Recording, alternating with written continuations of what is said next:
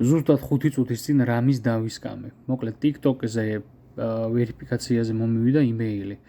ხო და რო გავხსენე პირდაპირ სხვა იმეილში შევიდა და აღარც მინახია რომელი მეილზე იყო მოსული. ეხლა ნახე საქმე რაში არის. TikTok-ის ვერიფიკაციაზე იყო როგორც უკვე ვახსენე მეილი მოსული, რომ აი შებძანდითო მოკლედო და ჯიგარი ხარო, ჩაწერეო სახელი username-იო და username-ი რო ჩაწერე გადავიდა და პაროლიც გვინდაო და მეთქი. Неужели? ზოგადად სოციალური ქსელები მსგავს სენსიტიურ ინფორმაციას მომხმარებელს არ ართმევენ, როცა ეგეთი რაღაც ხდება. ხო და ეგრევე მივარესერჩე, ეგრევე ვნახე რომ უეჭველი სკამი იქნებოდა, დავარეპორტე, წავშალე და საქმე ახლა ნახე რაში არის. ეს იმეილი ვერიფიკაციასთან დაკავშირებით მომივიდა იმ იმეილზე, რომელიც TikTok-ის აკაუნტში მაქვს, ანუ ბიოში მაქვს მითითებული, ვინმეს თუ რავი რეკლამის გაკეთება მოუნდა ან საქმიანი პარტნიორო მან, ნებისმიერი რამე.